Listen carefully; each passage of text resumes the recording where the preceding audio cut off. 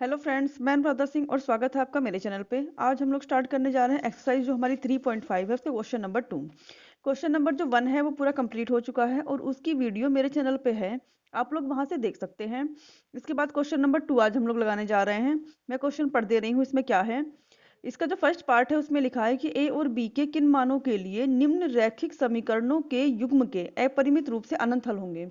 इससे पहले मैंने 3 कंडीशंस बताई थी, अद्वितीय हल की, अपरिमित रूप से अनेक हल की और कोई हल नहीं। इसकी कंडीशन, उन्हीं में से जो कंडीशन थी अपरिमित रूप से अनेक हल वाली, वही हम लोग को यहाँ पे अप्लाई करके क्वेश्चन को सोल्व करना है। मैं फिर से एक बार रिवाइज करवा दे रही हूँ तीनों कंडीशंस को कि क्या था। जैसे हमारे पास स्टैंडर्ड समीकरण होती है दो, a1x plus b1y plus c1 equal to 0। दूसरी थी हमारी a2x plus b2y plus c2 बराबर 0।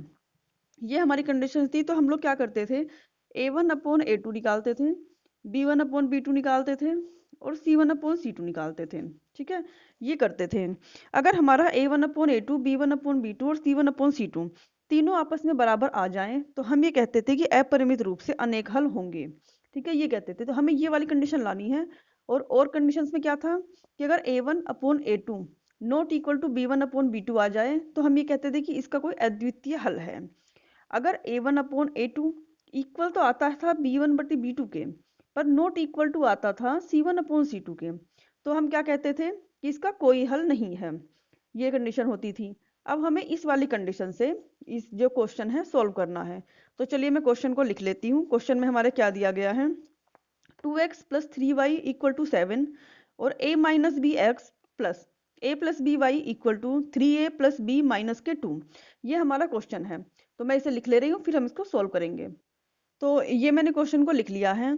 अब हम फिर से कंपैरिजन करके यहाँ से a1 a2 b1 b2 और c1 c2 के मान निकाल लेंगे। a1 हमारा आ गया है 2 और a2 हमारा कितना आ गया है, a माइनस के b। ये रहा हमारा a2। b1 हमारा कितना है, b1 हमारा 3 है और b2 हमारा कितना है, a प्लस के b। c1 हमारा कितना है 7 और c2 हमारा कितना है 3a प्लस के b माइनस के 2। ये हमारा c2 हो गया। हमारे तीनों आ गए। अब हम देखते हैं क्या ये इस वाली कंडीशन को फॉलो कर रहा है, अपरिमित रूप से अनंत हल की। और उस नहीं, ये तो हम देख नहीं पाएंगे क्योंकि यहाँ a और b नंबर्स दिए हैं। हम ये वाली कंडीशन ही अप्लाई करेंगे और उसके बाद यहाँ से a और b के मान निकालेंगे, क्योंकि सवाल में मान निकालने के लिए कहा गया है। तो हम ये वाली कंडीशन रख दे रहे हैं यहाँ पे, a1/a2 equal to b1/b2 equal to c1/c2। इसकी हेल्प से ही हमें a और b के मान मिलेंगे। तो a1 हमारा कितना है 2 है और a2 हमारा कितना है, a माइनस बी है। फिर b1 हमारा 3 है और b2 हमारा a प्लस बी है। फिर c1 हमारा 7 है और c2 हमारा 3a plus b minus k 2 है। ठीक है, और हम लोग इसको ऐसे भी लगा सकते हैं, या फिर अगर हम इसको लेफ्ट साइड में लाते उससे भी सवाल को सोल्व कर सकते थे। लेफ्ट साइड में लाते तो यहाँ पे माइनस हो जाता दोनों में और इक्वल टू में 0। ठीक है, तो मैंने इसको ऐसे ही लिख लिया है फिलहाल, क्योंकि यहाँ पे हमें ब्रजगुणन विधि नहीं अप्लाई करनी है, इसी से हमारा सवाल सोल्व हो जाएगा। अब हमने इतना लिख लिया। यहाँ पे अब हम क्या करेंगे कि इन दोनों को एक से लेंगे ताकि इससे हमारी कोई इक्वेशन बने या फिर हमारे ए और बी के कुछ मान निकले, कुछ इस तरह का हमें दिखाई दे। तो इन दोनों को मैं ले रही हूँ, 2/a-b बराबर 3/a+b। मैं इनकी जो तिरछी गुणा है वो कर दे रही हूँ। तिरछी गुणा करने पे क्या आएगा, इस 2 की गुणा होगी a+b में, और जो 3 है इसकी गुणा होगी हमारी a-b में। ठीक है, 2 की गुणा यहाँ करेंगे 2a प्लस 2b बराबर 3a माइनस के 3b। ये हो गया हमारा इतना। अब हम क्या करेंगे, सबको लेफ्ट साइड में ले आओ या फिर सबको राइट साइड में ले जाओ। तो मैं सबको राइट साइड में ले जा रही हूँ। 3a माइनस के 3b माइनस के ये 2a राइट साइड में जाएगा, 2a माइनस के 2b इक्वल टू 0। 3a में से 2a गया, हमारा a बचा, और माइनस के 3b माइनस के 2b हमारा कितना हो गया 5b इक्वल टू 0। तो a बराबर हमारा कितना हो गया, a बराबर हो गया हमारा 5b। एक तो ये हमारी वैल्यू आई, a बराबर हमारा हो गया यहाँ पर 5b। उसके बाद हम क्या करेंगे, अपना दूसरा वाला लेंगे। अब दूसरा वाला मतलब कि इसके साथ ये वाला, इन दोनों को लेकर हम सोल्व करेंगे। तो मैं यहाँ पे फिर से लिख दे रही हूँ कि 3/a-b हमने लिया है और उसके साथ हमने लिया है 7/3a प्लस के b माइनस के 2, ये हमने लिया है। तो फिर से मैं इसे तिरछी गुणा कर रही हूँ। तो जब 3 यहाँ आ जाएगा और 3a प्लस के b माइनस के 2 ये हमारा है, और बराबर 7 a माइनस के b, ये हमारा है। 3 किस में गुणा कर देंगे, 9a प्लस के 3b माइनस के 6 बराबर 7a माइनस के 7b, ये हो गया हमारा 7a, सॉरी हमारे यहाँ पे प्लस है, 3 के जो नीचे है यहाँ पे हमारा प्लस का a प्लस b दिया है, तो यहाँ भी हमारे प्लस हो जाएंगे, दोनों नीचे हमारे यहाँ पे प्लस हो जाएंगे। ठीक है, इतना हो गया हमारा 7a प्लस 7b। अब हम क्या करेंगे, सबको लेफ्ट साइड में ले आएंगे। 9a प्लस के 3b माइनस के 6 माइनस के 7a और माइनस के 7b इक्वल टू 0। अब 9 में से 7 गया, कितना बचा हमारा 2a, और 7 में से 3 गया, हमारा कितना बचा 4b, और माइनस के 6 इक्वल टू 0, ये हमारा हो गया। अब a की वैल्यू हम इससे पहले निकाल चुके हैं भाई, दोनों अगर दोनों इस इक्वेशन में रहेंगे तो इक्वेशन हमारी सॉल्व नहीं हो सकती, इसके लिए हमें एक और इक्वेशन चाहिए होगी, या फिर हम यहाँ पे a या b में से किसी एक को चेंज कर ले और पूरी समीकरण या तो a में बना ले या पूरी समीकरण हम b में बना ले, तब हमारा सवाल सॉल्व हो सकता है। तो यहाँ से हम a का मान निकाल चुके हैं 5b, तो मैं a का मान जो 5b है ना, मैं यहाँ रख दे रही हूँ। यहाँ रखने के बाद जो सवाल है हमारा पूरा b में बन जाएगा और सॉल्व हो जाएगा। तो चलिए इसको सॉल्व करते हैं। मैं ये वाली इक्वेशन फिर से एक बार, ये वाली इक्वेशन मैं फिर से एक बार लिख ले रही हूँ। क्या है हमारी 2a माइनस के 4b माइनस के 6 इक्वल टू 0, और a बराबर हमारा कितना आया था, a बराबर आया था हमारा 5b, a बराबर हमारा था 5b, तो मैं a के बदले यहाँ पे 5b लिख रही हूँ। 5b माइनस के 4b माइनस के 6 इक्वल टू 0, और 2 5 जो हमारा कितना हो गया 10, मतलब कि 2 पंजे 10 माइनस के 4b माइनस के 6 बराबर 0। 10 में से 4 गया, हमारा 6b बचा, और इस 6 को हम राइट साइड में ले आए, तो b बराबर हमारा कितना हो गया 6/6 कट गया, 1 आ गया, तो b बराबर हमारा 1 आ गया। अगर b का मान हमारा 1 है तो a का मान हमारा कितना है, a बराबर भाई 5b है, तो 5 गुणे 1 बराबर 5, a बराबर हमारा आ गया 5, b का मान हमारा 1 आ गया और a का मान हमारा 5 आ गया। तो ये क्या हो गया, हमारा दोनों सवाल सॉल्व हो गए। मतलब दोनों सवाल नहीं, a और b दोनों की वैल्यू हमारी आ गई है। तो ये जो क्वेश्चन है हमारा, इसका फर्स्ट पार्ट जो हमारा सॉल्व हो गया है। अब हम लोग लगाएंगे इसका जो सेकंड पार्ट है। सेकंड पार्ट पहले पढ़ लेते हैं कि उसमें क्या दिया गया है, उसके बाद फिर उसको लिखते हैं। ये रहा सेकंड पार्ट। इसमें दिया है कि के किस मान के लिए निम्न रैखिक समीकरणों के युग्म का कोई हल नहीं है। इससे पहले जो था उसमें कहा था कि अपरिमित रूप से अनेक हल हैं, अब की बार कहा है कि कोई हल नहीं है। समीकरण हमें क्या दी गई है, 3x प्लस के y बराबर 1, और 2k माइनस के 1 फिर x है, और plus k minus 1 y equal to 2k plus 1। तो अब हम इस क्वेश्चन को सोल्व करेंगे। मैं समीकरणों को लिख ले रही हूँ। ये जो है मैंने समीकरणों को लिख लिया है। ठीक है, दोनों समीकरण मेरी लिखी गई हैं। उसके बाद हमें इस सवाल में कहा था कि कोई हल नहीं है। कोई हल नहीं होने की हमारी क्या कंडीशन थी, मैं यहाँ पे फिर से छोटा सा लिख दे रही हूँ कि a1/a2 इक्वल है b1/b2 के, पर नॉट इक्वल है c1/c2 के। ये कोई हल ना होने की कंडीशन है, और ये ही हमें इस पे अप्लाई करनी है, तभी हम k की वैल्यू निकाल पाएंगे। मतलब कि अब हमें कोई चेक वेक नहीं करना है, ये कंडीशन अप्लाई करनी है, क्योंकि इसने कहा है कि कोई हल नहीं है के लिए k की वैल्यू निकालनी है। तो चलिए मैं a1 a2 की वैल्यू लिख दे रही हूँ। a1 बराबर हमारा हो गया 3, और a2 बराबर हमारा कितना हो गया 2k माइनस के 1। b1 बराबर हमारा हो गया 1, और b2 बराबर हो गया हमारा k माइनस के 1। c1 बराबर हमारा है 1, और c2 बराबर हमारा है 2k प्लस के 1। ठीक है, ये हमारा हो गया। अब कोई हल नहीं है, तो मैं यहाँ पे लिख दे रही हूँ चूंकि समीकरण युग्म का कोई हल नहीं है, अतः चूंकि समीकरण युग्म का कोई हल नहीं है, क्योंकि बच्चे कंफ्यूज रहते हैं कैसे लिखना है इस चीज को। कोई हल नहीं है, क्योंकि समीकरण युग्म का कोई हल नहीं है, तो इसलिए कंडीशन क्या होगी, a1/a2 इक्वल तो होगा b1/b2 के, पर नॉट इक्वल होगा c1/c2 के। बस अब हमें इसमें वैल्यू पुट कर देनी है। a1/a2, a1 की वैल्यू हमारी 3 है और a2 की वैल्यू है 2k माइनस 1। b1/b2, b1 की वैल्यू है 1 और इसकी k minus 1, not equal to c1/c2, मतलब कि 1/ माइनस के, यहाँ माइनस नहीं है 1/, मैं इसको लेफ्ट साइड पे नहीं ले गई हूँ, इसीलिए यहाँ पे दोनों हमारे सेम हैं, 2k प्लस के 1। ठीक है, ये हमारा हो गया पूरा सवाल। अब हमें क्या करना है, इनको सॉल्व करना है। सॉल्व कैसे कर पाएंगे, दो इक्वेशंस को फिर से एक साथ लेकर तब हम इसको सॉल्व कर पाएंगे। जैसे इससे पहले हमने जो पिछले सवाल लगाए थे उनमें भी तो सेम ऐसे ही किया था, तो मैं पहले इन दोनों को एक साथ में रख रही हूँ। तो ये क्या हो जाएगा हमारा 3/2k माइनस के 1 और 1/k माइनस के 1, ये हो गया। ऐसे तिरछी मल्टीप्लाई कर लो, तो ये हो गया 3k माइनस के 1 बराबर 2k माइनस के 1। जब 1 में मल्टीप्लाई करेंगे तो सेम हमारा वही नंबर आएगा, तो इसीलिए हमें यहाँ 1 लिखने की जरूरत नहीं है। 3 के अंदर मल्टीप्लाई कर लेंगे, 3k माइनस के 3 इक्वल टू 2k माइनस के 1। अब k वालों को एक तरफ ले लो, 3k माइनस के 2k, और ये माइनस का 1 पहले से था, ये 3 इधर चला गया। यहाँ कितना बचेगा k, और 3 में से 1 गया 2, तो k बराबर हमारा कितना आ गया 2।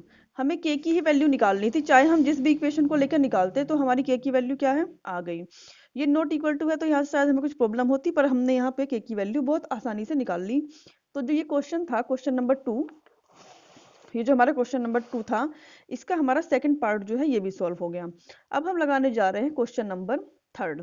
क्वेश्चन नंबर 3 में क्या दिया गया है उसको पढ़ लेते हैं। पहले दिया गया है कि निम्न रैखिक समीकरणों के युग्म को प्रतिस्थापन एवं ब्रजगुणन विधियों से हल कीजिए। किस विधि को आप अधिक उपयुक्त मानते हैं? जैसे इससे पहले के एक्सरसाइज में आपने देखा होगा कि प्रतिस्थापन और विलोपन दोनों विधियों से सवाल को सॉल्व करना था। यहाँ पे प्रतिस्थापन और ब्रजगुणन विधि दोनों से सवाल को सॉल्व करना है।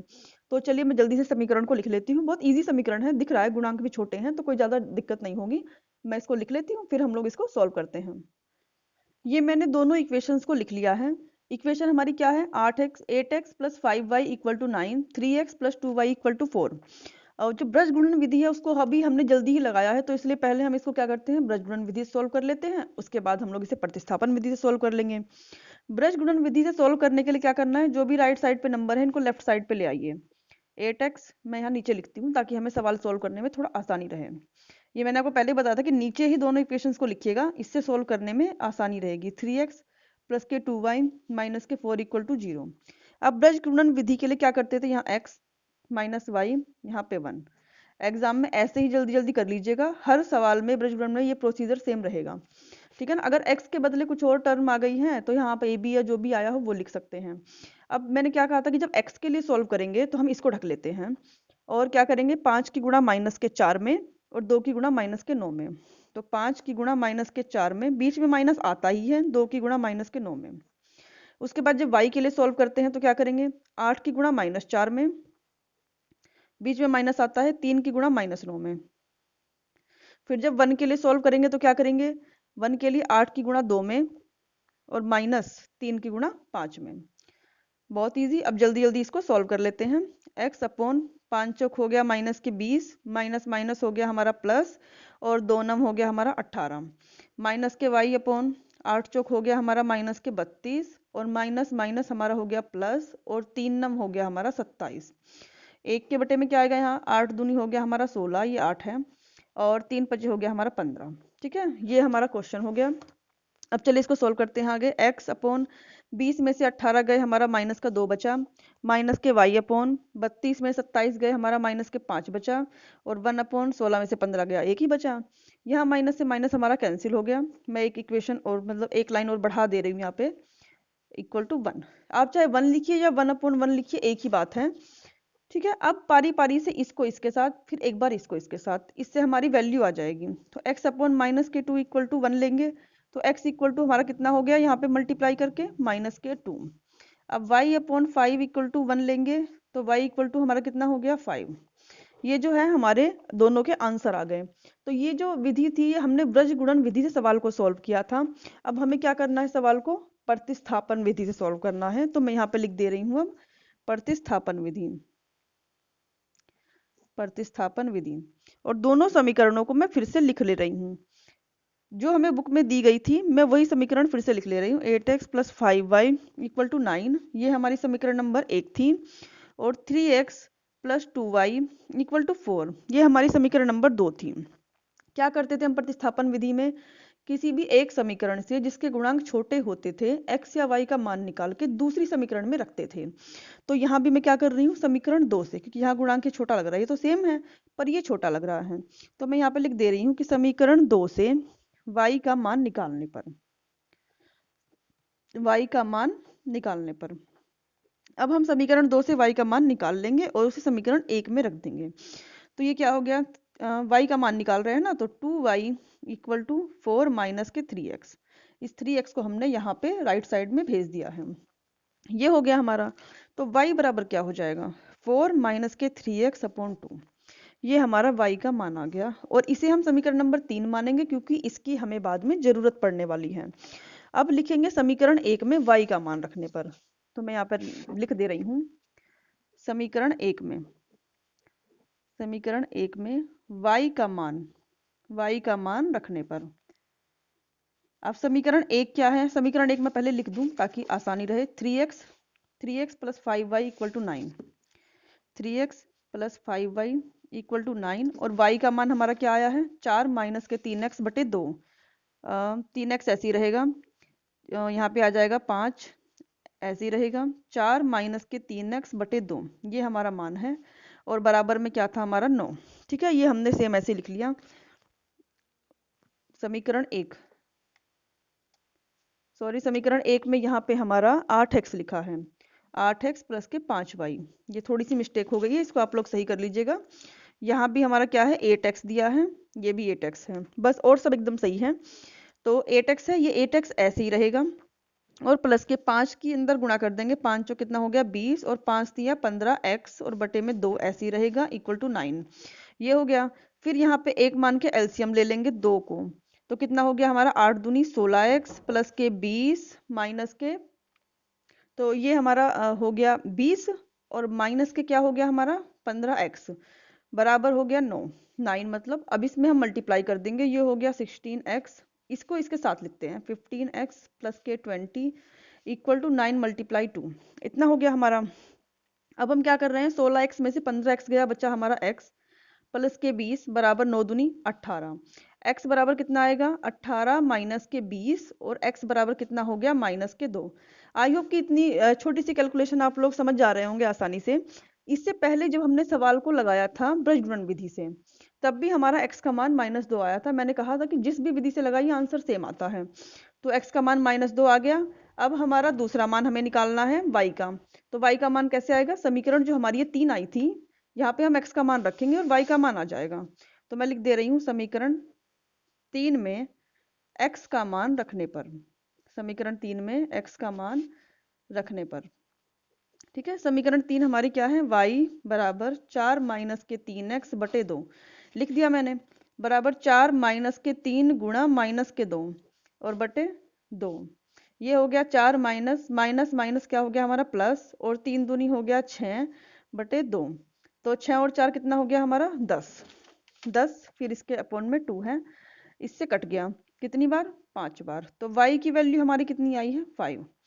तो y की वैल्यू हमारी 5 आ गई और x की वैल्यू हमारी -2 आ गई। यही हमारी ब्रजगुणन विधि से भी वैल्यू आई थी और यही प्रतिस्थापन विधि से भी आई है। ठीक है ना, दोनों विधियां हमारी सॉल्व हो चुकी हैं। और ये जो क्वेश्चन नंबर 4 था, नहीं 3rd क्वेश्चन नंबर जो ये 3 था, ये भी हमारा जो है कंप्लीट हो चुका है। इससे आगे के जो क्वेश्चंस हैं उनको मैं नेक्स्ट वीडियो में लगवाऊंगी, वहां पे कवर किए जाएंगे। थोड़े अच्छे क्वेश्चन है और मोस्ट इंपोर्टेंट क्वेश्चन है आगे के एग्जाम्स के लिए। अगर आप लोगों को कुछ समझ में नहीं आता है तो आप लोग कमेंट कर सकते हैं, मैं उसके लिए फिर से वीडियो में कुछ ऐड कर दूंगी या फिर उसका जवाब जरूर दूंगी। तो अगर आपको मेरा पढ़ाया हुआ अच्छा लगता है, मेरे चैनल को लाइक शेयर एंड सब्सक्राइब जरूर करिएगा।